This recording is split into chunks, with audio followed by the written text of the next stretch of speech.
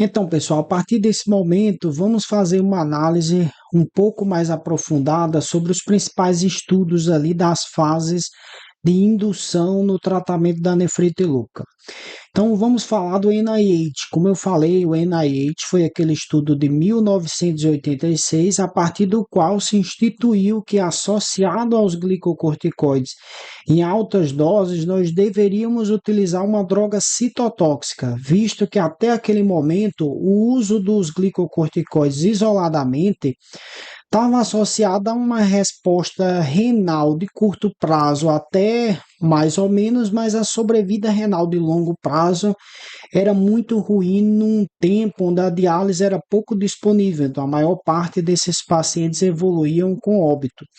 Então o NIH em 1986 comparou ali prednisona isoladamente com prednisona mais azatioprina mais prednisona oral com ciclofosfamida, prednisona com ciclofosfamida EV, prednisona ali com azatioprina.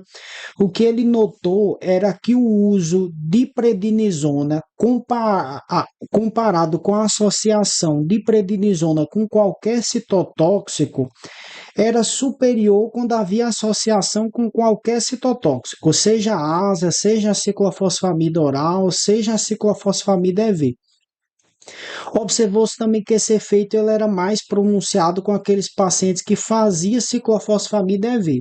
Então, a partir daí, se instituiu o que a gente chama hoje de protocolo NIH, que não é nada mais do que ciclofosfamida EV mensalmente na dose de 0,5 a 1 grama metro quadrado por 6 pulsos, que a gente titula ali basicamente pelo nível de leucócitos, né? Tentando obter um nadir de leucócito que não seja inferior a 3.000 por milímetro cúbico. Então, de um modo geral, se observou que aquele paciente que estava utilizando prednisona mais esse protocolo de ciclofosfamida tinha menos exacerbação renal, ou seja, menos flare da nefrite lúpica e tinha maior sobrevida renal também no longo prazo. E a partir de 2002, ou seja, o NIH foi feito ali em 1986, e a partir de 2002 começou-se a pensar, será que uma dose reduzida de ciclofosfamida não tem a mesma eficácia, mas com menos efeitos colaterais, visto que muitos pacientes ali faleciam por infecções na nefrite lúpica, e entre aqueles que sobreviviam, muitos no longo prazo apresentavam ali neoplasias hematológicas, carcinoma, uma série de complicações decorrentes do uso dessas doses altas de ciclofosfamida. Então, o Eurolupus foi um estudo ali em 2002, realizado na população europeia, em que testou uma dose de 500 mg EV de ciclofosfamida de 15 em 15 dias por 3 meses, ou seja, a mesma dose contra a dose de 0,5 a 1 grama metro quadrado por mês de ciclofosfamida por 6 meses, que vai dar uma dose cumulativa muito mais alta. Então, de uma maneira geral, o que se observou é que os estudos que compararam essa dose mais reduzida de ciclofosfamida desde o Eurolupus, eles não incluíam pacientes que tinham ali uma creatinina muito alta, que já estavam em hemodiálise, que tinha crescentes extensos, necrose fibrinoide na biópsia, ou que tivesse manifestações ali extrarrenais graves ameaçadoras à vida.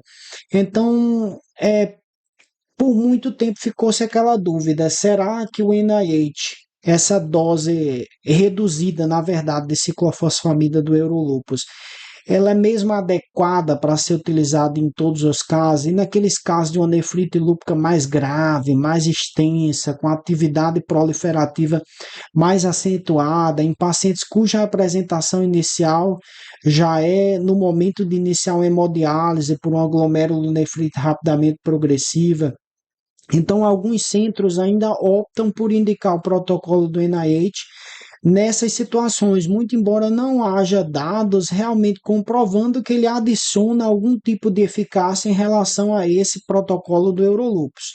O que é mais bem instituído é indicar essas doses mais altas de ciclofosfamida do NIH para aqueles pacientes que têm uma manifestação mais grave e ameaçadora à vida ou à função de um órgão, ou seja, ele tem uma retinite ali associada, tem um neurolupus associado, ele tem ali uma pneumonite lúpica grave, evoluindo com insuficiência respiratória aguda, uma vasculite sistêmica grave pelo lúpus, ou seja, ele tem uma manifestação ali extrarrenal que é ameaçadora à vida.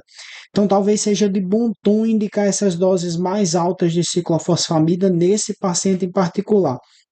Outra dúvida que persistiu também por muito tempo era se essa dose reduzida de ciclofosfamida ela tinha a mesma efetividade naqueles subgrupos de nefrite lúpica que são de grupos étnicos como os negros, hispânicos, alguns asiáticos que têm ali um prognóstico pior. Então pensou-se, será que utilizar essas doses mais reduzidas são capazes de ter o mesmo resultado nesses subgrupos de pacientes que tendem a ter um prognóstico pior? A maior parte dos estudos posteriores ao Eurolupus confirma que, mesmo desses subgrupos de paciente, o benefício é semelhante. Então, via de regra, o Eurolupus instituiu que uma dose menor ali de ciclofosfamida tem a mesma efetividade, mas muito menos efeitos colaterais. Então, hoje a gente utiliza como primeira alternativa ali para tratamento de indução na nefrite lúpica, escolher as baixas doses. E o que diz a Cadigo sobre esses pulsos de ciclofosfamida? A gente sabe que existe como alternativa principal ali escolher a ciclofosfamida como esquema de indução ou escolher o micfenolato oral. Uma das coisas que auxilia nessa decisão é se o paciente tem dificuldade de aderir a um tratamento oral, seja por limitação ali, por estar numa situação muito grave, entubado, na UTI, ou seja por falta de aderência mesmo para uso domiciliar da droga, afinal o micfenolato depende que o paciente use ali de 12 em 12 horas por 6 meses aqueles comprimidos sem errar. Então, se for um paciente que não for muito aderente, seria melhor optar pelos pulsos de ciclofosfamida. Então, por que tipo de pulso escolher? A gente tem o protocolo do NIH, que de uma maneira geral são reservados a esses casos ameaçadores à vida, com manifestações extrarrenais ameaçadoras à vida. Alguns centros indicam também para aqueles pacientes cuja apresentação renal inicial já é com o paciente em hemodiálise, mas na maior parte dos casos, hoje nós indicamos o protocolo do Eurolupus. E a ciclofosfamida oral? A gente sabe desde o NIH que o uso da ciclofosfamida oral também tem uma eficácia semelhante para todas as raças, para todos os gêneros, em obter uma boa taxa de remissão comparável à ciclofosfamida endovenosa na nefrite lúpica. Mas, via de regra, não é um esquema preferido, porque, em última análise, apesar de você estar utilizando aquela dose ali de 1 a 1,5 miligrama quilo dia por 2 meses, 2 a 4 meses, né? Ela vai resultar numa dose cumulativa maior do que aqueles pulsos de ciclofosfamida do Eurolupus. E a gente sabe que quanto maior a dose cumulativa de ciclofosfamida, maior o risco de neoplasia hematológica, maior o risco de câncer de bexiga no longo prazo. Então a gente opta por ciclos venosos por estarem associados a uma menor dose cumulativa no longo prazo. E por que reduzir a ciclofosfamida? Porque todos esses esforços nos últimos anos visando estudar esquemas que utilizem uma dose menor. Bem, a ciclofosfamida está associada a infinidade de efeitos colaterais, ou seja, desde alopécia, mucosite, leucopenia, trombocitopenia, anemia, ou seja, uma pancitopenia, né? Maior risco de linfoma, leucemia, mielodisplasia. Vários estudos mostram que ali, acima de uma dose cumulativa de 10 gramas que o indivíduo chegou a utilizar, mais consistentemente uma dose maior que 20 gramas, já há um aumento considerável na incidência dessas neoplasias hematológicas. Outra neoplasia de risco nesses pacientes é o câncer de bexiga, uma manifestação comum nos pacientes que estão fazendo uso das altas doses é a cistite hemorrágica. Uma preocupação bastante significativa também é o risco de infertilidade por falência ovariana. Afinal, o lúpus ele é uma doença que acomete mulheres jovens, ou seja, na fase de fertilidade da vida, ali por volta dos 15 a 45 anos de idade. E a gente sabe que a ciclofosfamida ela destrói ali os folículos ovarianos e reduz significativamente a reserva ovariana da mulher. Então, boa parte acaba evoluindo ali com a menorreia, infertilidade e menopausa precoce. Então, esse foi outro motivo que levou ali a pesquisa por esquemas alternativos, né? Visto que essa é uma doença que acomete mulheres jovens e cujo tratamento está associado à infertilidade. Outras manifestações são náuseas, vômitos, diarreias na ciclofosfamida. A gente sabe que grande parte falece por infecção ali nos 3 a 6 primeiros meses por causa da imunodepressão grave que é causada pela droga.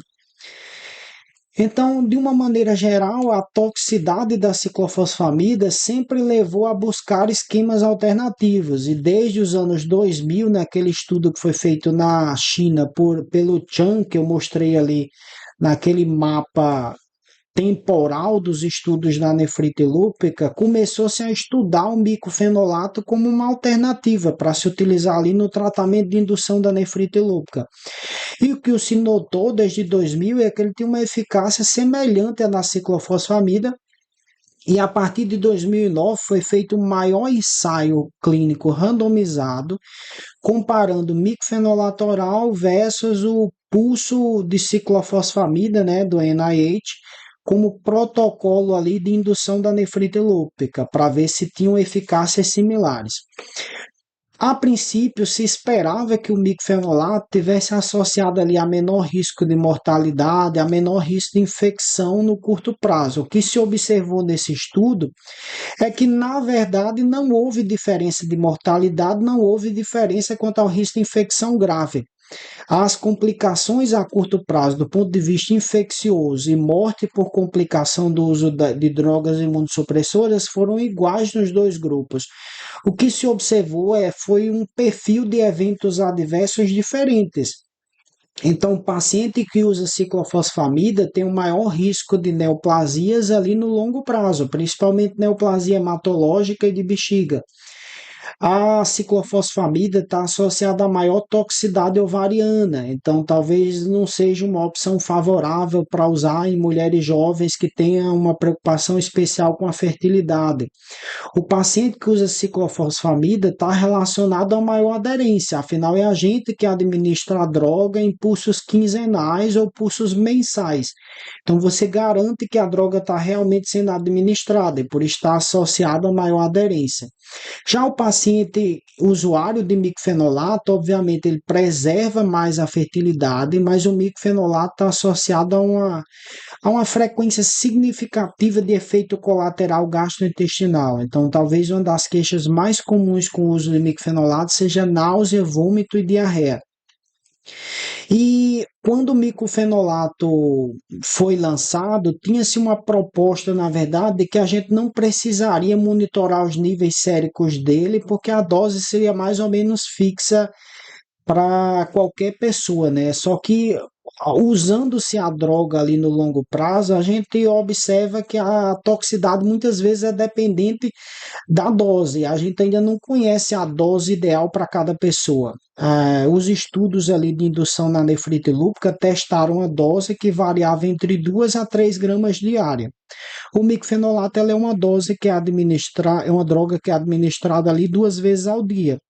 Então, ele existe em duas formulações, né, que é o micofenolato mofetila, que a dose máxima seria ali 2 a 3 gramas dias para protocolos de indução, e nós temos o micofenolato disódico, principalmente com revestimento entérico, que aí a dosagem é um pouco diferente. A dose máxima ficaria ali entre 1.440 até 2.160 miligramas.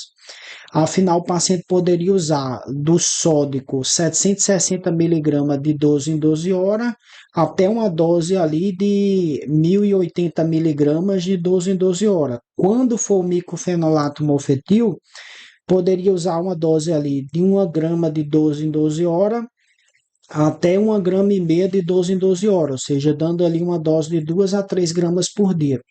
Só que o que a gente observa é que quando você inicia a dose cheia, muito paciente evolui com colateral, náusea, vômito, diarreia. Então, a princípio, propôs-se estudar ali a área sobre a curva. Como a administração é dada 2 vezes ao dia, então você fazia uma curva da concentração sérica de micofenolato de 0 a 12 horas. E fazia uma área sobre a curva e tentava assim determinar qual era a dose ideal daquele paciente que tivesse associada a um desfecho renal bom e a poucos efeitos colaterais. Essa curva é muito cara de se fazer e de difícil execução na prática. Então passaram a testar ali uma curva de 0 a 4 horas que fosse representativa da curva total, né? Que mantivesse alguma correlação com a curva total de 0 a 12 horas e assim determinar qual é a área ideal sobre a curva, que determinasse qual é a dose de exposição daquele paciente que está associado a um bom desfecho e pouco colateral. Também não foi padronizado quais os resultados ideais e já se foi testado também ver o nível mínimo, né, que restou na corrente sanguínea após 12 horas da tomada do comprimido, né? Que a gente chamaria ali o T0, que seria imediatamente antes da tomada do segundo comprimido, já que é administrado ali de 12 em 12 horas. Também não demonstra ali boa correlação com as doses que são tituladas pelo padrão ouro, que seria a área sobre a curva de 0 a 12 horas. Ou seja, ainda não existe nenhuma maneira fidedigna e de uso prático da gente controlar o nível sérico de micfenolato. Então, o que a gente faz na prática é iniciar ali a dose de 3 gramas dia e ir titulando para baixo conforme o paciente for apresentando efeito colateral. Então, se ele tem diarreia, a gente suspende, faz uma janela ali de 7, 14 dias e retorna o uso da droga em dose cheia. Se ele novamente apresentar diarreia, a gente suspende novamente a janela e agora volta dose reduzida, utilizando ali 2 gramas por dia, naquele paciente que estava utilizando 3 gramas dia do micofenolato mofetila. Então, de uma maneira geral, a gente faz isso objetivando que o paciente fique ali no protocolo de indução com a dose mínima de 2 gramas dia. Afinal, a dose inferior a 2 gramas não foi testada, né, na maioria dos estudos para ver se mantinha ali uma remissão comparável à ciclofosfamida. Então, de uma maneira geral, a gente tenta, no mínimo, estabelecer que o paciente que está fazendo indução com micofenolato fique com aquela dose mínima ali de 2 gramas por dia. E uma vez que a gente pode optar tanto por ciclofosfamida como micofenolato, o que faz a gente escolher um ou outro? A gente vai preferir micofenolato mulheres jovens que têm um prejuízo especial ali com a fertilidade, já que a ciclofosfamida está associada a alta taxa de infertilidade, paciente que já teve uma exposição prévia moderada a alta de ciclofosfamida, ou seja, que já tomaram a dose cumulativa ali maior que 20 gramas. Isso porque muitas vezes a gente está lidando com a recidiva da nefrite lúpula. Como a gente vai ver lá na frente, a gente pode utilizar esquemas muito semelhantes para tratar a recidiva. Mas se o paciente já fez o protocolo do NIH para tratar o primeiro evento dele, talvez no segundo evento a gente opte por ciclofosfamida, visto não expor ele a uma dose cumulativa muito alta de ciclofosfamida e assim aumentar o risco de neoplasia futura dele. Outra questão para que a gente consiga indicar o micofenolato é que o paciente tenha tolerância intestinal a uma dose assim no mínimo de 2 gramas ou uma dose assim no mínimo de 720 miligramas de 12 em 12 horas para aquele micofenolato sódico, que é o de revestimento entérico. A gente também precisa que o paciente seja aderente, afinal na ciclofosfamida a gente que administra o pulso mensal. No uso do micfenolato, o paciente tem que tomar o comprimido 2 vezes ao dia por 6 meses. Então, tem que ser um paciente que a gente realmente confie que vai utilizar a medicação. Aqueles casos de nefrite lúpica muito grave, que o paciente já se apresenta em hemodiálise, tem crescentes extensos na biópsia, necrose fibrinoide, muitos centros advogam que a gente deveria fazer pulso de ciclofosfamida nesses pacientes, mas essa recomendação ela não é baseada em estudos, né? É mais um temor de que esses pacientes não tenham sido incluídos na maior parte dos estudos que testaram o micofenolato contra a ciclofosfamida e talvez fosse mais seguro indicar a droga que já é bem estabelecida desde o NIH, ou seja, desde 1964. Mas os estudos que incluíram esses pacientes com manifestação renal mais grave, para testar o micfenolato, mostrou desfechos renais muito semelhantes. Então, de uma maneira geral, hoje tem dado já para indicar micfenolato mesmo nessa população.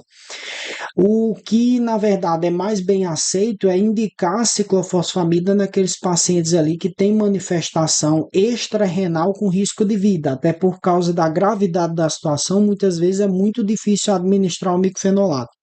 Então, às vezes, é um paciente com neurolúpus grave, que está entubado, com manifestação pulmonar grave do lúpus, que está entubado. Então, o uso de uma droga oral é bastante difícil nesse cenário. Então, talvez fosse bem mais apropriado você fazer o uso da ciclofosfamida em pulso endovenoso. Muitos centros defendem, inclusive, que pelo protocolo do NIH. E quanto a outras drogas para utilizar na indução, a gente pode utilizar a azatioprina nos tratamentos de indução? A gente já sabe, desde o NIH, que a combinação de azatioprina com corticoide ela é inferior à combinação de ciclofosfamida e corticoide nos desfechos renais de longo prazo. Então, apesar de ter ali um resultado inicial parecido, o paciente que faz indução com azatioprina e PRED vai ter mais recaída, vai ter uma pior função renal e na biópsia de controle vai ter mais cronicidade, ou seja, mais dano renal crônico na biópsia. Então, de um modo geral, a azatioprina não é considerada uma terapia de primeira linha para o tratamento de indução da nefrite lúpica. Agora, vai ter cenários que a gente vai indicar. Qual é o principal deles que nos vem à memória? Mulher grávida. Considere uma mulher grávida que iniciou um flare de nefrite lúpica ou mesmo que teve a primeira apresentação de nefrite lúpica durante a gestação. A gente sabe que tanto o micofenolato quanto a ciclofosfamida são altamente teratogênicos, então são drogas que a gente não pode utilizar durante a gestação. Então, nesses casos, a gente geralmente opta pela azatioprina, 1,5 a 2 miligramas quilo dia até a mulher ter o bebê. Depois de ter o bebê, a gente pode reavaliar a terapêutica e trocar por um esquema mais eficaz se houver necessidade. E os inibidores de calcineurina, como o tacrolimus, a ciclosporina, também são seguros para uso durante a gestação. Então, de uma maneira geral, também podem ser recomendados nesse cenário. Outra droga que pode ser recomendada nesse cenário é a hidroxicloroquina, também é bastante segura para ser utilizada durante a gestação e a gente sabe que é recomendada para todos os casos de nefrite lúpica. O outro cenário em que a gente opta por azatioprina é se o micofenolato e a ciclofosfamida estiver indisponível ou for intolerável pelo paciente, ou seja, um cenário em que a gente está sem opções. E eu posso usar inibidor de calcineurina na indução? A gente sabe que esse esquema utilizando inibidor de calcineurina na indução, ele começou a ser pesquisado quando se observou que a nefrite lúpica dificilmente recidivava após o transplante renal. A gente sabe que as drogas principais que a gente utiliza para evitar a rejeição no transplante renal é o que? É o micofenolato, geralmente ali moderadas doses, mais um inibidor de calcineurina, mais corticoide. E o que se observou era que uma vez que o paciente transplantava, dificilmente a nefrite lúpica recidivava no enxerto, o paciente dificilmente evoluía com a atividade da nefrite lúpica. Então passou-se a se perguntar, será que esses esquemas eles não são efetivos para induzir induzir remissão da nefrite lúpica. Então, os primeiros estudos testando essa combinação com inibidor de calcineurina foram feitos ali na China, né? Então, começaram a ser avaliados em pacientes asiáticos. Então, um dos maiores foi esse, combinando prednisona mais micofenolato ali, baixa dose a moderada dose, né, mais tacrolimus, comparando com ciclofosfamida e corticoide. O que se observou era que nos primeiros 6 meses, o esquema utilizando inibidor de calcineurina era até induzia mais remissão no curto prazo. Isso talvez porque o inibidor de calcineurina, além do efeito imunológico, imunossupressor, a gente sabe que os inibidores de calcineurina, eles inibem ali a ativação do linfócito T e inibe também a liberação de interleucina 2, né, que vai estimular ali a proliferação dos linfócitos T, que é essencial para iniciar uma resposta imunológica. Então, e além desse efeito imunológico, ele também tem um efeito estabilizador do pé do podócito. Então, por isso, ele tem um efeito redutor da proteinúria mais intenso nos primeiros meses, não diretamente relacionado ali a um mecanismo imunológico, visto que qual é a principal célula ali que controla a proteinúria? É justamente o podócito. As síndromes nefróticas nada mais são do que doenças podocitárias em sua maioria. Então, o que nós observamos é que esses esquemas eles eram mais eficazes ali em alcançar uma remissão parcial e total nos 6 primeiros meses, mas quando você avaliava um período mais longo, de 2 anos, ele tinha taxas bem semelhantes de remissão se a gente comparasse com ciclofosfamida e prednisona. Agora, nós sabemos que o inibidor de calcineurina é uma droga nefrotóxica, ela causa ali vasoconstricção da arteriolar aferente. Então, naqueles pacientes que têm ali uma taxa de filtração glomerular já muito reduzida na apresentação, com a taxa de filtração glomerular menor que 45 ml por minuto, é uma opção difícil de se utilizar, visto que ele pode piorar ali a creatinina num primeiro momento pela sua toxicidade. Então, via de regra, a gente vai preferir naqueles pacientes que têm intolerância ao micfenolato, então ele não consegue alcançar aquelas doses cheias da indução, que vai de 2 a 3 gramas.